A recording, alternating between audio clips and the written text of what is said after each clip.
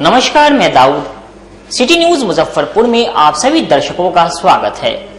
खबरों की ओर बढ़ने से पहले आइए नजर डालते हैं आज की मुख्य सुर्खियों पर। हेडलाइन के प्रायोजक हैं आवासीय उज्जवल विद्यापीठ। बच्चों के भविष्य के लिए एक कदम हमारे साथ बढ़ें। सांसद वीणा देवी और एमएलसी दिनेश सिंह के पुत्र राहुल राज की सड़क दुर्घटना में हुई मौत।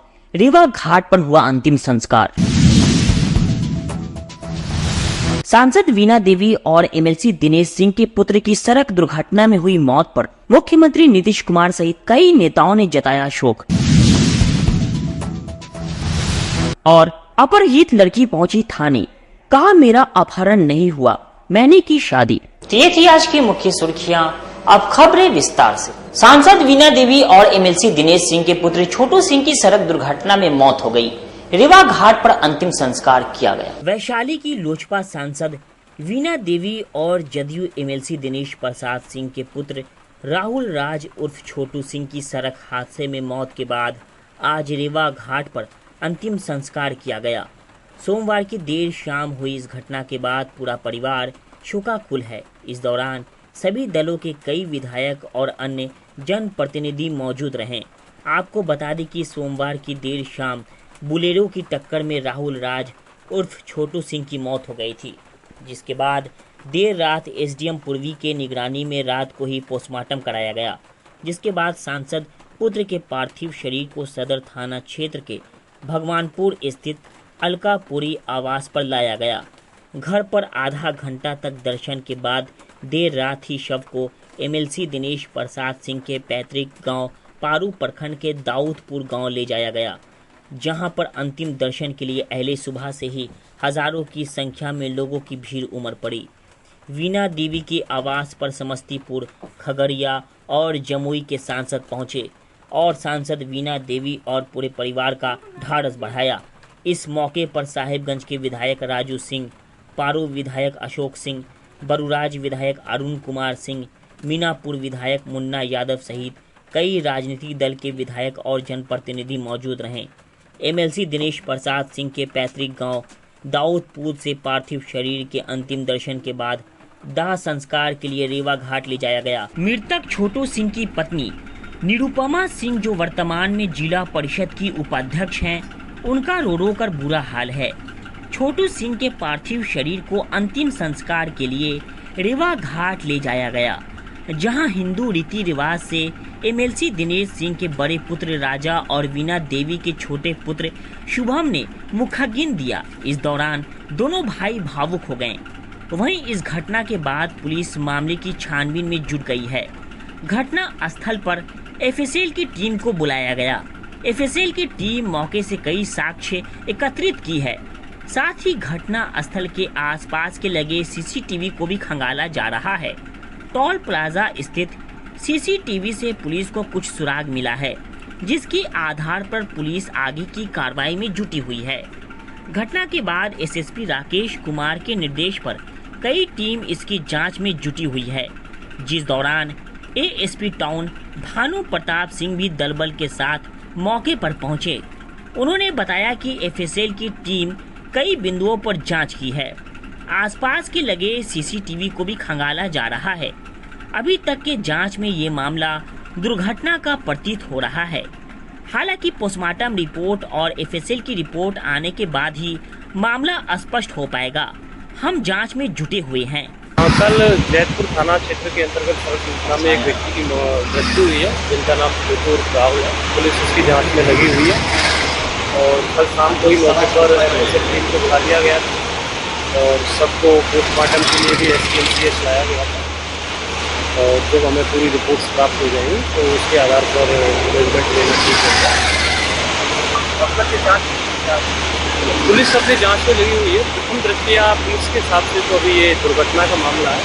अब चूँकि बहुत सारी चीज़ें होती हैं, किसी भी अगर कोई एक्सीडेंट होता है उसमें, तो जैसे एफएसएल की रिपोर्ट होती है, उसमें गाड़ी की स्पीड कितनी है, मार्च उस पर जो सड़क होती है उस पर कितनी गहराई है, उससे बहुत सारी चीज़ें पता चलती हैं। साथ ही साथ बॉडी के पोस्टमार्टम में भी पता चलता है कि उसमें क्या क्या चीज़ें हैं आते हैं। तो उसको आपस में मिला के फिर कुछ फुटेज भी पुलिस उसमें लगी हुई है। कल से सब चीज़ों को जब मिला के देखा जाए तब एक मुकम्मल का अनुसंधान हो पाएगा, तब कोई उसके कॉन्फिडेंस के साथ तब कहना, तब पता चल पाएगा क्या है। लेकिन अभी तक इस जांच में सांसद वीणा देवी और एमएलसी दिनेश सिंह के पुत्र की सड़क दुर्घटना में हुई मौत के बाद मुख्यमंत्री नीतीश कुमार समेत कई बड़े नेताओं ने शोक जताया।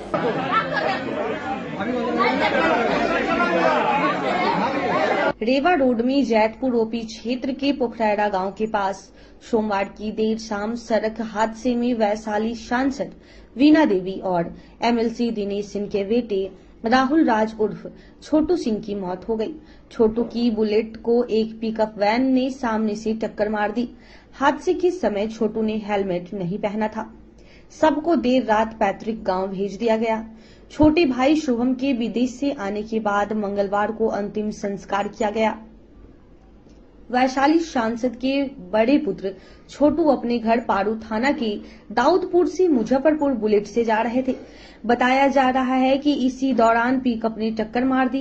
प्रत्यक्षदर्शियों ने बताया कि एक जोरदार आवाज के बाद छोटू बीच सड़क पर गिरकर छटपटा रहे थे। थोड़ी दूर पर बुलेट पड़ी हुई थी। पुलिस ने बताया कि चालक गाड़ी लेकर मौके से फरार हो गया। राहुल को सरैया पीएचसी ले जाया गया। वहां डॉक्टर ने उन्हें मृत घोषित कर दिया। सरैया सीएचसी पहुंचने के बाद सांसद वीणा देवी ने बेटे के मोबाइल पर वीडियो कॉल की और बदहवास हो गई। राहुल की पत्नी निरूपमा सिंह जिला परिषद उपाध्यक्ष है। डॉक्टर विधाता कुमार ने बताया कि छोटू का दाहिना पैर पूरी तरह फ्रैक्चर था। सिर पर जख्म और सीने में चोट के निशान थे। वैशाली की सांसद वीणा देवी और एमएलसी दिनेश सिंह पर टूटा दुखों का पहाड़। वहीं जिला परिषद उपाध्यक्ष निरूपमा सिंह का रो रो कर बुरा हाल। घर में पसरा मातम। सांसद वीणा देवी के बेटे का शव एसकेएमसीएच में पोस्टमार्टम के बाद रात 10:30 बजे भगवानपुर स्थित आवास पर पहुंचा। मौके पर मातम छा गया।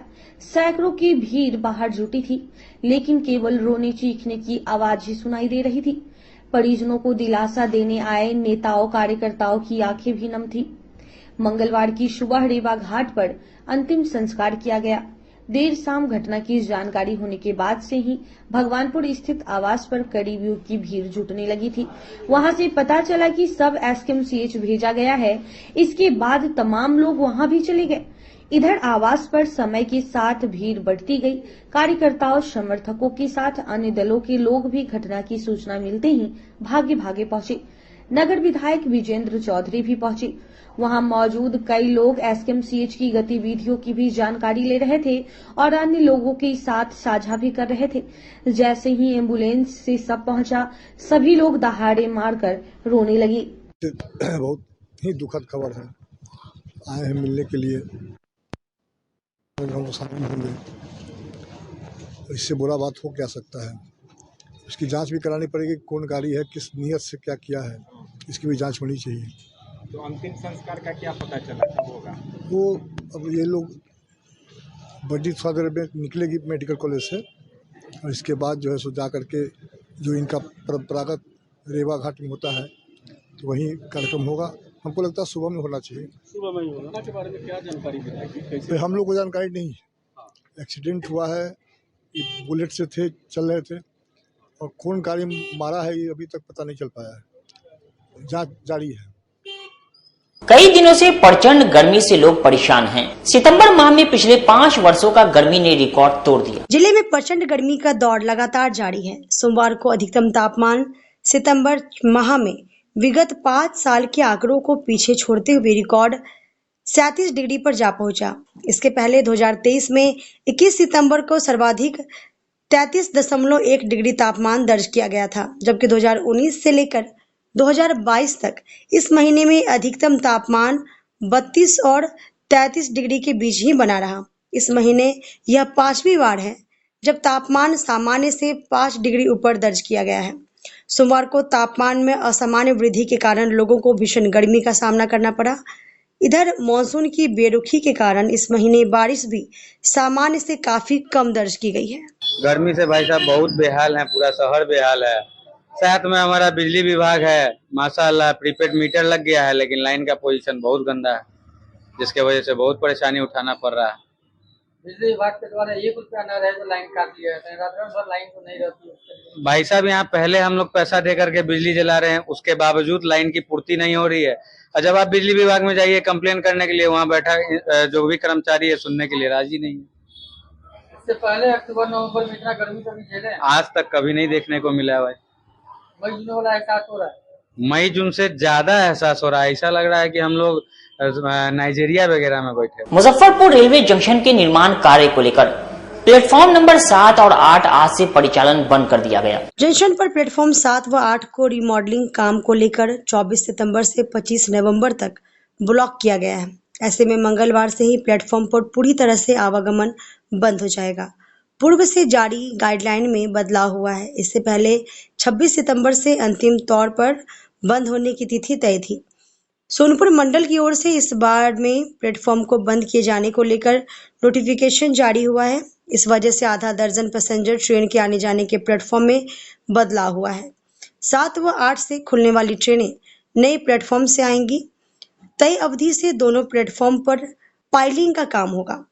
बता दें कि माल गोदाम चौक की ओर से जंक्शन पूर्ण विकास योजना के तहत कंबाइंड बिल्डिंग टर्मिनल लगभग बनकर तैयार है। इस बिल्डिंग में इन दोनों प्लेटफॉर्म को जोड़ने के लिए नया फुट ओवरब्रिज का निर्माण होना है। कर्जा थाना क्षेत्र से अपहरण हुई लड़की खुद पहुंच गई थाने में, कहा कि मेरा अपहरण नहीं, मैंने शादी की है। मुजफ्फरपुर जिले के कर्जा थाना में दर्ज अपहरण के एक मामले में यूटर्न आया, जब अपहृत युवती ने खुद पुलिस के समक्ष उपस्थित होकर कहा उसका कोई अपहरण नहीं हुआ है। मैं पिछले 1 साल से एक लड़के से प्यार करती हूँ। सागर कुमार से अपनी मर्जी से भागकर शादी किया है। मेरे मम्मी पापा ने जो थाने में केस किया है वो सब झूठ है। शिखा ने बताया कि उसका सागर के साथ प्रेम चल रहा था, जिसको रिश्ते का रंग देने के लिए अपनी मर्जी से उसके साथ गई और विवाह रचाया है।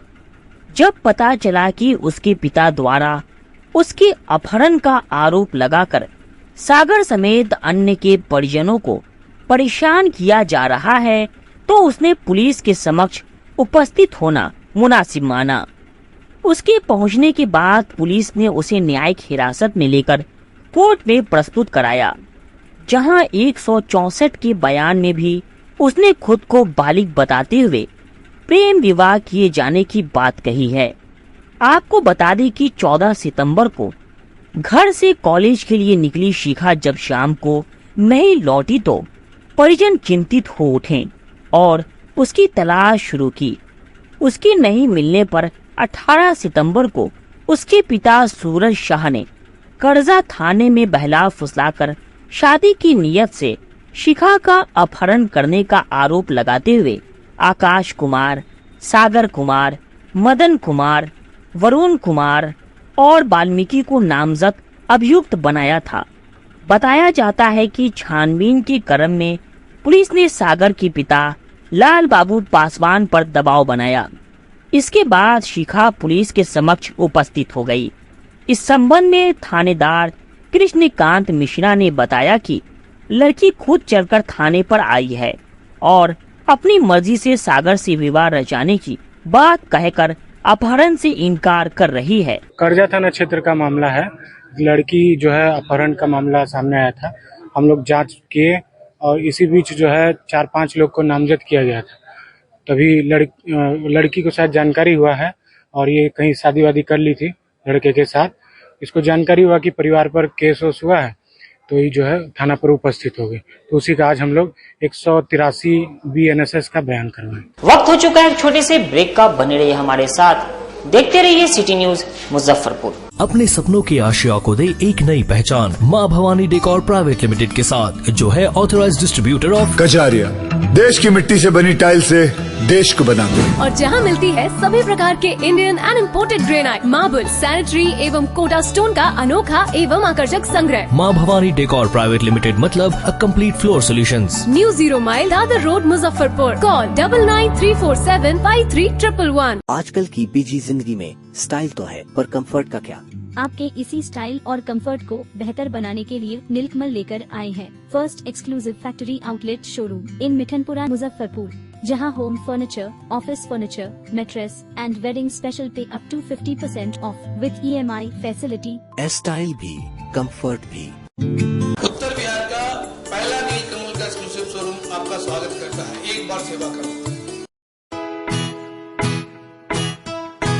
लगातार 10 वर्षों से विभिन्न परीक्षाओं में सर्वश्रेष्ठ परिणाम। हम हैं आवासीय उज्ज्वल विद्यापीठ मुजफ्फरपुर। इस स्कूल में सर्वश्रेष्ठ कोचिंग पैटर्न से बच्चों को पढ़ाया जाता है। प्ले से 10वीं तक की पढ़ाई स्वच्छ वातावरण में कराई जाती है। यहाँ आधुनिक छात्रावास की व्यवस्था है। उज्ज्वल विद्यापीठ का मुख्य उद्देश्य रामकृष्ण मिशन, नवोदय नेतरहाट, सैनिक स्कूल, सिमुलतल्ला गुरुकुल, सिंधिया कन्या विद्यालय जैसे अनेक भारतवर्ष के प्रतिष्ठित विद्यालयों में कुशल प्रशिक्षित अनुभवी एवं शहर के सर्वश्रेष्ठ शिक्षकों द्वारा तैयारी कराई जाती है। 1.5 एकड़ में फैला इस स्कूल का वातावरण काफी शांत है। Free computer classes, science lab और स्मार्ट क्लासेस है। साथ ही इंडोर और आउटडोर गेम की भी व्यवस्था है। तो अपने बच्चों के लक्ष्य के सपनों को पूरा कराना चाहते हैं तो आज ही आवासीय उज्ज्वल विद्यापीठ में अपने बच्चों का नामांकन करवाएं। हमारा पता है पोखरिया पीठ अतरदा मुजफ्फरपुर और हमारा कॉन्टेक्ट नंबर है 9708351851 और हमारा दूसरा नंबर है 8797122397 या फिर आप हमें कांटेक्ट कर सकते हैं 8409996658 पर। ब्रेक के बाद एक बार फिर से आप सभी दर्शकों का स्वागत है। आइए रुक करते हैं आगे की खबरों की ओर। मुजफ्फरपुर में थावे माई का लोग करेंगे दर्शन।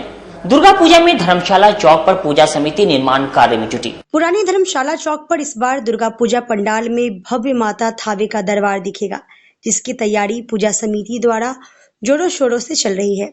थावे मैया के इतिहास पर आधारित मूर्तियों का निर्माण कराया जा रहा है। इसमें माँ काली, दुर्गा पुजारी, रहसु भगत, राजा मनन सिंह और शेर की मूर्तियां बन रही हैं। सभी मूर्तियां चलंत होंगी। धामी तर्ज पर इस बार 5 मूर्तियां बनाई जा रही हैं। थावे मैया की तर्ज पर इस बार 5 मूर्तियां बनाई जा रही हैं। चलंत मूर्तियों के माध्यम से श्रद्धालुओं को राजा मनन सिंह और मां काली के पुजारी रहसु भगत की कहानी सुनाई जाएगी। पूजा समिति के व्यवस्थापक ने कहा कि थावे मैया के पुजारी रहसु भगत को मां ने आशीर्वाद स्वरूप सोने का कंगन दिया था। वहां के राजा मनन सिंह को सोने के कंगन के संबंध में जानकारी मिली तो उन्होंने पुजारी को बुलाया और उस पर चोरी सहित कई तरह के इल्जाम लगाने लगे। इस पर पुजारी रहसु भगत ने कहा कि इस रहस्य को कहने और सुनने वाले दोनों लोगों की मौत हो सकती है, लेकिन राजा मां को बुलाने की जिद पर अड़ गए। रहसु भगत ने मां का आवाहन किया। उसके बाद मां काली कामाख्या से चली। वहां से पटन देवी स्थल होते छपरा आमी स्थान पर आई, फिर वहां से थावे पहुंची। इस बीच पुजारी रहसु भगत और राजा मनन सिंह का सिर फटकर मां का हाथ सोने वाले कंगन के साथ निकला।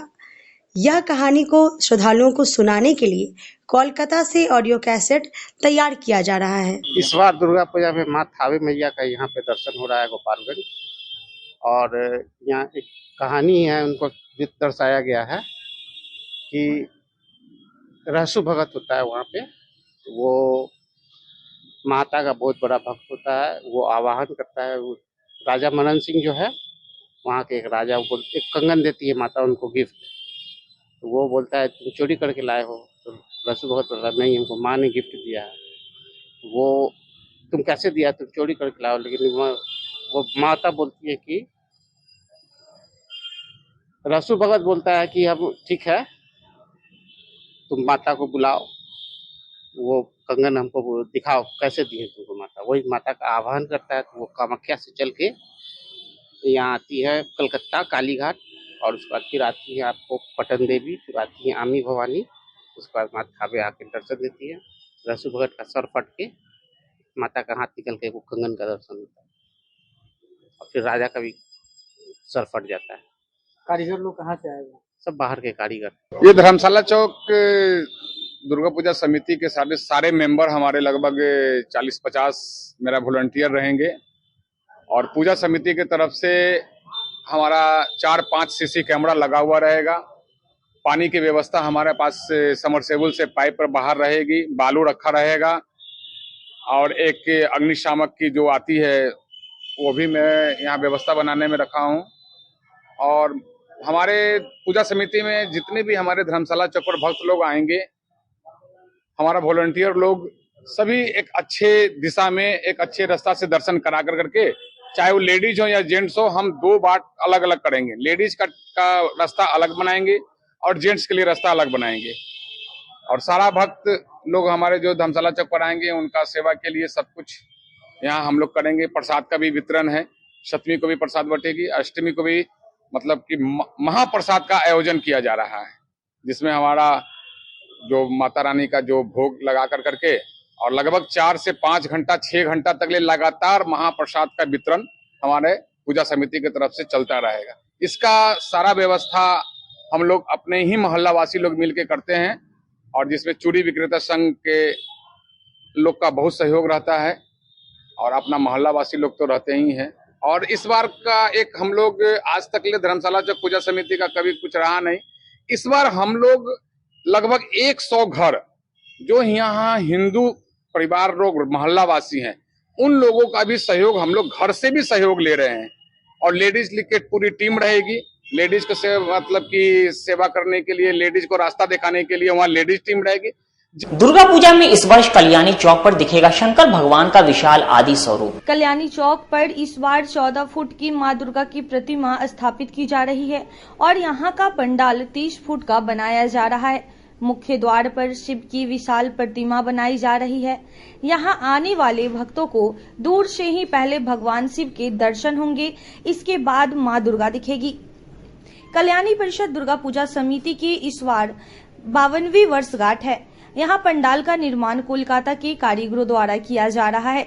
यहाँ मां की प्रतिमा सुनहरे स्वरूपों में दिखेगी, शहरवासियों के अलग आकर्षण का केंद्र होगी।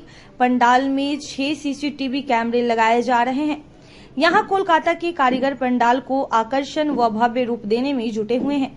पूजा समिति के अध्यक्ष अधिवक्ता विजय कुमार ने कहा कि प्रतिमा का निर्माण हरिसभा चौक के शिल्पकार श्याम पंडित कर रहे हैं। यहाँ मां दुर्गा के साथ मां लक्ष्मी, सरस्वती, गणपति व कार्तिकेय भगवान की प्रतिमा स्थापित की जा रही है। यहाँ पंडित गुणानंद मिश्र लगातार 20 वर्षों से पूजा की जिम्मेदारी संभाल रहे हैं। यहाँ की पूजा में सप्तमी को मूंग के दाल का हलवा, अष्टमी और नवमी को खीर व दशमी को खिचड़ी का भोग लगाया जाएगा। इस बार माता की तैयारी हम बच्चों पूरे जितने भी हमारे पदाधिकारी हैं और जितने भी सदस्यगण हैं, सब लोग लगे हुए हैं। माता की तैयारी में बच्चों लोगों ने बताया है, हमारे साथ महासचिव ने बताया, हमारे कोषाध्यक्ष ने बताया, इस बार शिव योगी का हम लोग स्वरूप दे रहे हैं मुख्य द्वार पे। और माता के अंदर जो सजावट हम लोग कर रहे हैं, एक सोने का स्वरूप दे रहे हैं, एकदम गोल्डन अंदर के स्वरूप दे रहे हैं। और जो कि बनाने की जो डेकोरेशन कर रहे हैं वो हमारे बंगाल के कारीगर के द्वारा कराया जा रहा है। उसमें मुख्य रूप से मेरा लोगों के लिए रहेगा कि अंदर का जो स्वरूप है और मुख्य द्वार है बहुत भव्य रहेगा, और जो कि लोग शहर के लिए अलग कल्याणी पूजा परिषद में जैसे कि हमने बताया कल्याणी परिषद इस बार 52वीं वर्षगांठ होगी इस बार कल्याणी परिषद पूजा समिति की। हम लोगों ने मुख्य द्वार पर आदि योगी का स्वरूप बनाने का इस बार फैसला लिया है। आदि योगी जो जानते हैं कि कोयम्बटूर में स्थित है, तमिलनाडु में, और साथ ही साथ अपना मंडप घर भी सोने का स्वरूप में लेने आ रहे हैं हम लोग। 250 वॉलंटियर है हम लोग के पास में। हम लोग में प्रसाद का भी है, सप्तमी को हलवा और अष्टमी को हम लोग खीर, नवमी को खिचड़ी का हम लोग माता को प्रसाद चढ़ाते हैं। तो साथ ही साथ भक्तों को भी हम लोग आमंत्रित करते हैं इसको।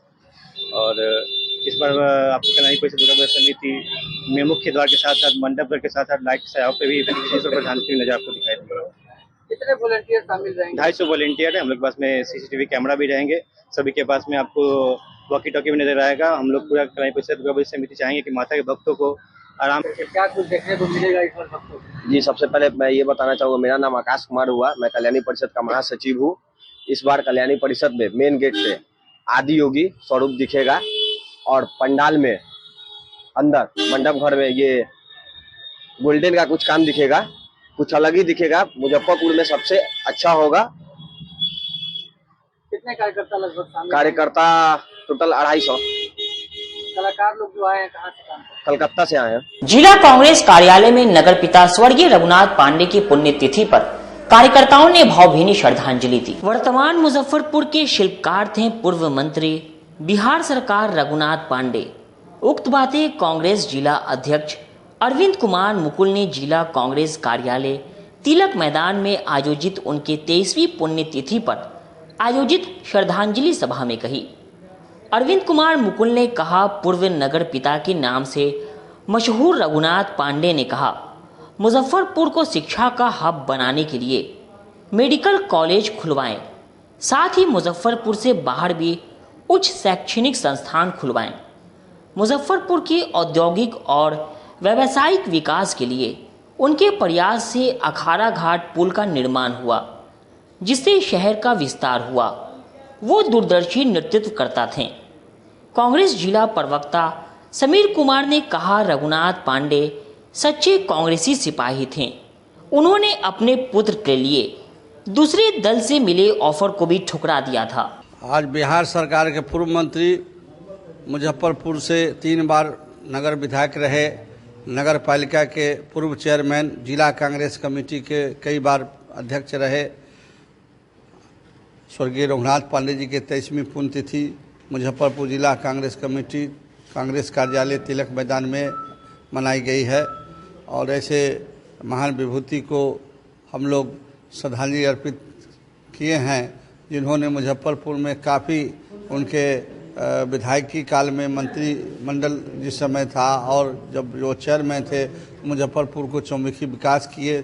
शैक्षणिक संस्थाओं का उन्होंने यहाँ दिया है, जैसे कि श्री कृष्ण मेडिकल कॉलेज हो गया, विद्या विहार हो गया, वैशाली मैनेजमेंट कॉलेज हो गए, हेमोपैथी कॉलेज हो गए, बहुत सारे शैक्षणिक संस्थान उनके द्वारा किया गया है। अखाड़ाघाट पुल हो गए और दूरदृष्टि पक्का इरादा। एक जब चेयरमैन थे तो साइकिल से वो चढ़ के पूरे नगर निगम 32 वार्ड का भ्रमण करते थे, कहाँ नाली साफ है नहीं है, कहाँ क्या जाम है, सारा चीज़ उनके कार्यकाल में होता था। जनता को भी कोई तरह की अगर असुविधा नज़र आती थी तो उनसे मिलने पर वह सारा काम हो जाता था। और नगर भीष्म पितामह के रूप में वह जाने जाते थे। और बिहार में एक अलग उनका पर्सनालिटी था कि पूरा दूर से ही रघुनाथ पांडे दिखाई देते थे कि हाँ, मुजफ्फरपुर का विधायक रघुनाथ पांडे हैं। तो ऐसे हम लोग उनके साथ काम किए हैं और कांग्रेस पार्टी में उनके कार्यकर्ता के रूप में उनके साथ हम लोग कदम में कदम मिला के चले हैं। और ऐसे महान विभूति को हम जिला कांग्रेस कमेटी की ओर से श्रद्धांजलि अर्पित करते हैं। आज हम अपने सर्वमान्य नेता श्री रघुनाथ पांडे जी का पुण्यतिथि मना रहा हूं। और जब तक पांडे जी हम लोगों के सिरमौर अध्यक्ष रहे हैं तब तक कांग्रेस था और उनका देन मुजफ्फरपुर में बहुत कुछ है। जब तक यहाँ वो रहे उनका नाम नगर पिता में आता रहा और उन्होंने मुजफ्फरपुर को बहुत कुछ दिया, लॉ कॉलेज, मेडिकल कॉलेज, इस तरह शिक्षण प्रतिष्ठान उन्होंने बहुत कुछ दिया। और उनके चले जाने के बाद भी अच्छा, गुदरी सलम बस्ती में बसे लोगों को हटाए जाने को लेकर एक प्रयास मंच द्वारा जिला अधिकारी को ज्ञापन सौंपकर उन गरीबों को बसाने की मांग की गई। शहीद खुदीराम बोस स्मारक स्थल पर बहलखाना सलम बस्ती पुरानी गुदरी रोड अघोरिया बाजार में सरकारी बिल्डिंग में रह रहे बेघर भूमिहीन को उजाड़ने से पहले बसाने को लेकर एक बैठक किया गया। सामाजिक कार्यकर्ता संजय रजक ने बताया कि शहर में बहलखाना सलम बस्ती पुरानी गुदरी रोड अघोरिया बाजार में बेघर भूमिहीन को रहने के लिए सरकारी बिल्डिंग बनाया गया और लगभग 3 दशक से लगभग 2000 लोग इस बिल्डिंग में रह रहे हैं। ये लोग रोज कमाकर जीवन यापन करते हैं। जब से बिल्डिंग खाली का आदेश आया, लोग चिंता में जी रहे हैं। ये गरीब लोग कहाँ जाएंगे? अभी बिल्डिंग की हालत जर्जर है। हमेशा घटना घटती रहती है। जिला प्रशासन और नगर निगम के द्वारा लगभग 7 बार खाली कराने की नोटिस जारी की गई, पर इन लोगों को रहने की व्यवस्था नहीं की जा रही है। जबकि पिछले साल 16 अगस्त को नगर विकास विभाग ने शहरी बेघर गरीबों के लिए बहुमंजिला आवास योजना की मार्गदर्शिका जारी की थी। इसको लेकर गठित जिला स्तरीय आवास समिति में अध्यक्ष डीएम के अलावा एडीएम राजस्व, एसडीओ, मेयर व नगर आयुक्त कार्यपालक पदाधिकारी सदस्य हैं। आज 1 साल होने के बाद भी बहुमंजिला इमारत के लिए जमीन का चयन नहीं हो सका, जो बहुत दुखद है। आज बेघर भूमिहीन गरीब के साथ एक बैठक कर जिला अधिकारी को ज्ञापन सौंपा गया और मांग किया गया कि पहले हम गरीब बेघर लोगों को पहले बसाया जाए, व्यवस्था किया जाए। समस्या ये कि अपना शहर मुजफ्फरपुर स्मार्ट सिटी बनना ये बहुत खुशी की बात है। सभी लोग चाहते हैं कि स्मार्ट सिटी बने, पर बहुत दुख की बात है कि इस स्मार्ट सिटी में शहर में जो गरीब परिवार है, बेघर है, भूमिहीन है, जिनके पास जमीन नहीं है, फुटपाथ दुकानदार है, उनको पहले बिना बसाए उजारा जा रहा है। जा लीजिए, जबकि सरकार का आदेश है कि जो भी भूमिहीन है, बेघर है, मतलब उसको पहले बसाया जाए, फिर उसको हटाया जाए। और पिछले साल 16 अगस्त को ये मीटिंग हो चुका था, नगर विकास विभाग का ये आदेश आ चुका है कि शहर में जो भी लोग भूमिहीन है, बेघर है, उनको पहले बहुमंजिला आवास योजना के तहत बसाया जाए, फिर उनको हटाया जाए। पर बहुत दुख की बात है कि अघोरिया बाजार, बहलखाना और गुदरी रोड में तीनों जगह मतलब कि विधायक जी, एसडीओ, सीओ ये जाकर मीटिंग कर ली है और उन्होंने ये भी कहा है कि 2 महीने के अंदर आपको खाली करना है। दूसरी बात ये भी कहा है कि अगर कोई घटना घटेगा तो इसका रिस्क हम नहीं लेते हैं। कहने का मतलब ये बात तो बोल दी है, पर ये नहीं बोले हैं कि ये लोग इतने दिन से रह रहे हैं, लगभग 50-60 साल से ये लोग रह रहे हैं, ये लोग जाएंगे कहाँ? ये लोग रोज कमाते हैं, रोज खाते हैं, मतलब कि ऐसे में किराया 5,000 रुपया कहाँ से देंगे की बात करें, और इनका बच्चे का पढ़ाई लिखाई है कम से कम। तो हम लोग का मांग यही है कि सरकार का आदेश के अनुसार, हम लोग अपनी मांग नहीं है, सरकार खुद कहती है कि जो भी बेघर है, भूमिहीन है, पहले उनको बहुमंजिला मकान बनाया के दिया जाए, फिर खाली किया जाए। आज हम लोगों ने डीएम से ज्ञापन सौंपा है। हम लोग की मांग है कि पहले इनको बसाया जाए, फिर इनको जाए। अगर ऐसा नहीं होगा तो हम लोग पूरे परिवार जिस दिन उखाड़ने आएगा उस दिन सभी लोग हम आत्महत्या कर लेंगे। जब न घर द्वार रहेगा न हम लोग क्या करेंगे। तो हम लोग ये मांग है डीएम से, आप लोग मीडिया के माध्यम से चाहेंगे कि इन लोगों को पहले कहीं बसाया जाए, फिर आप खाली कर लीजिए, कोई दिक्कत नहीं है। बस बाबा गरीबनाथ मंदिर परिसर में हिंदू पुत्र संगठन द्वारा कई सेवा दल के सदस्यों के साथ बैठक की गई। बाबा गरीबनाथ मंदिर परिसर में हिंदू पुत्र संगठन के साथ विभिन्न सेवा दल एवं संगठनों का बैठक संपन्न हुआ, जिसमें आगामी 29 सितंबर को देवरिया कोठी में होने वाले विराट हिंदू समागम धर्म सभा को सफल बनाने हेतु सभी सनातनी उपस्थित हो, इस पर चर्चा हुआ, जिसमें मंदिर के महंत अभिषेक पाठक, हिंदू पुत्र संगठन के बिहार प्रदेश अध्यक्ष ऋषभ ठाकुर, जिलाध्यक्ष अभिमन्यु पांडे, ब्रह्मा बाबा पूजा समिति के अमन ठाकुर, श्रवण कुमार, विशाल कुमार, अमन कुमार, विकास कुमार, महाकाल दल के आकाश चौधरी, योगी अभिषेक, वंदे मातरम सेवा दल के राजीव सत्यम सहित अनेकों लोग शामिल हुए। आज का जो बैठक है वो बाबा गरीबनाथ जी के प्रांगण में किया गया है और हिंदू पुत्र संगठन की ओर से